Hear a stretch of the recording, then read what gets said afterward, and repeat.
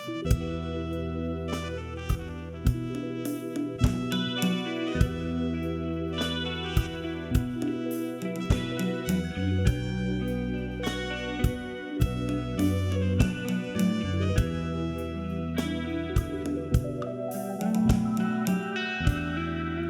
េត្តកោះកុងស្ថិតក្នុងចិត្តខ្ញុំជាឋានសួគ៌សុខពីរោសែនសានសុខុមដែលខ្ញុំស្នេហាទេសភាពទាំងឡាយសពសាយគុណធីគឺជាគ្រឿង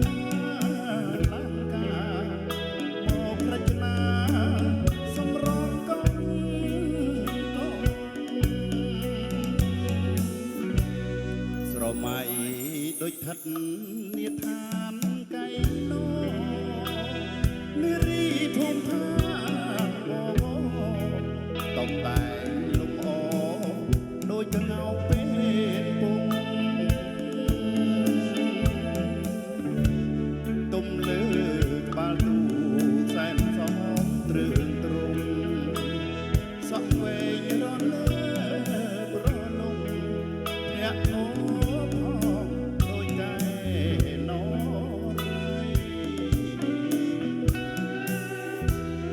ជាប់ចិត្តកយគុណអរុនរៀងទុកនេះទេណាកំរ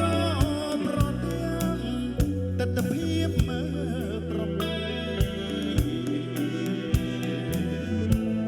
ជាប់ចិត្តកយគុណសាយយន្តសម័យរលប្រដេញចាំរស្មីដូចពេញ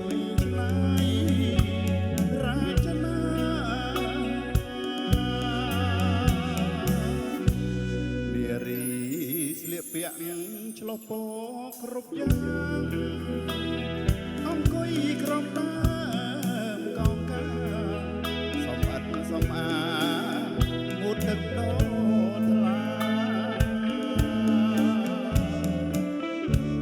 ខ្លះស្លៀកពាក់ខ្លីអាវស្ដើងសងខ្យល់ផាត់មកបាកាយាគំនេត្រា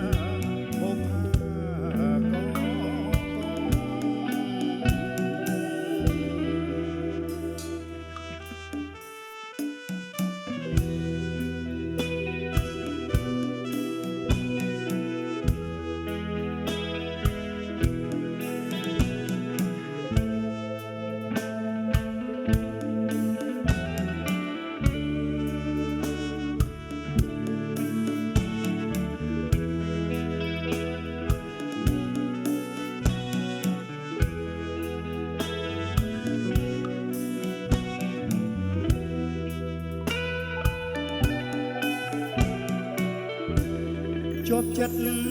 កយគុណអរុនរៀងទុកនេះទេណាកំរប្រទាំងទិដ្ឋភាពមើប្របីជាប់ចិត្តកយគុណសាយយន្តសម័យរលប្រលេងចាំរស្មីដូចពេជ្រឆ្នៃរាជនា